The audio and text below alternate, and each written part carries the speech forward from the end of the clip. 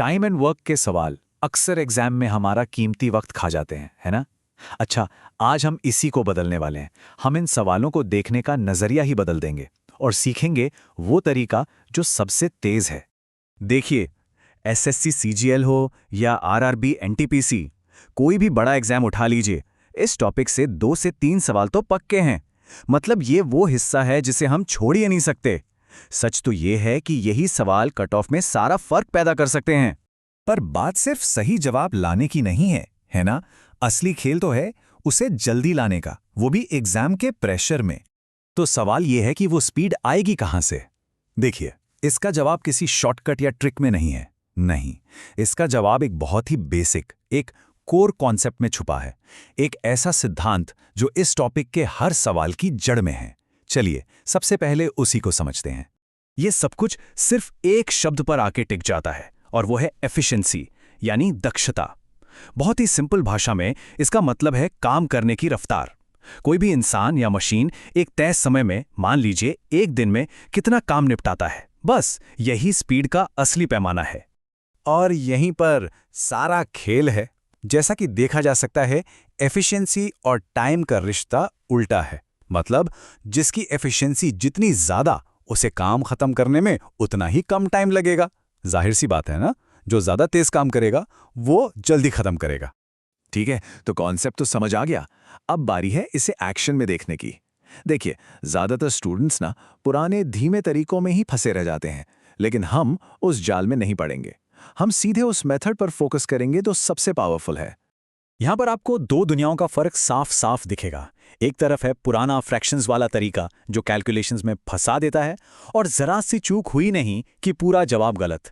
और दूसरी तरफ है smart LCM method.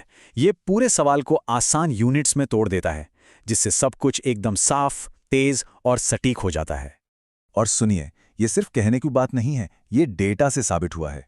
Mock test का एनालिसिस बार बार एक ही चीज दिखाता है कि ये फ्रैक्शंस वाला तरीका ही टाइम की सबसे बड़ी बर्बादी और गलतियों की सबसे बड़ी वजह है।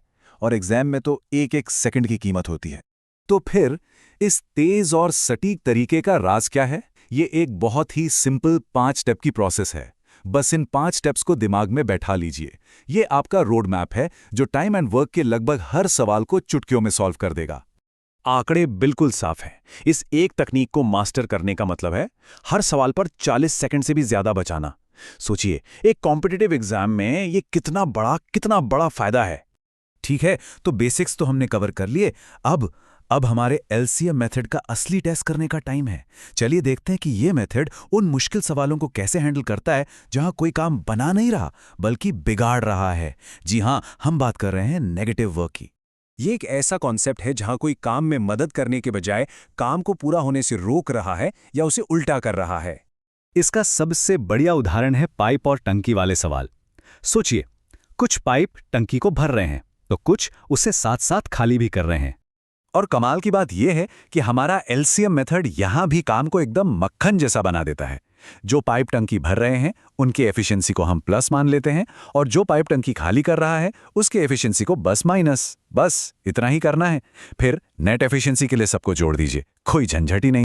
तो चलिए, अब तक हमने जो कुछ भी सीखा है उसे एक साथ इस्तेमाल करके देखते हैं। एक असली एग्जाम वाला सवाल सॉल्व करेंगे, बिल्कुल वैसा ही जैसा आपको पेपर में मिल सकता है। तो ये रहा हमारा सवाल। ये एक बहुत ही कॉमन टाइप का सवाल है जिसमें लोग बीच में काम छोड़कर चले जाते हैं। देखने में ये थोड़ा मुश्किल लग सकता है, लेकिन हमारा एलसीएम मेथड इसे बिल्कुल आसान बना देगा। तो सबसे पहला काम क्या है? बिल्कुल सही, हम 10, 12 और 15 का एलसीएम निकालेंगे जो आता है 60।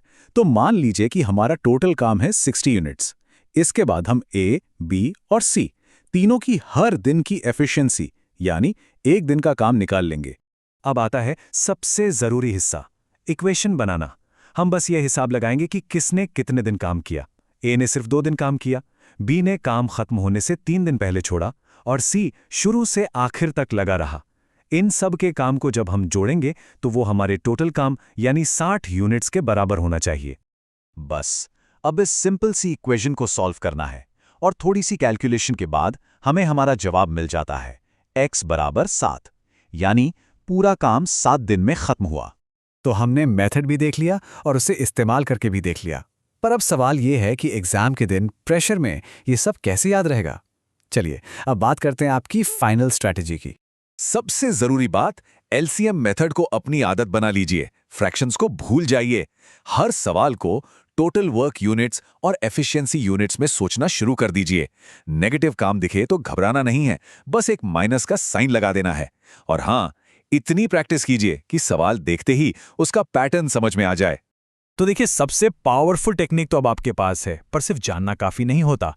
असली मास्टरी और वो स्पीड जो एग्जाम में सेकंड्स बचाएगी, वो सिर्फ और सिर्फ प्रैक्टिस से आएगी। तो सवाल ये नहीं है कि आप जानते क्या हैं, सवाल ये है कि इसे अपनी आदत बनाने के लिए आप कितने सवाल प्रैक्टिस करने वाले हैं। आपकी सफलता की असली चाबी वही है।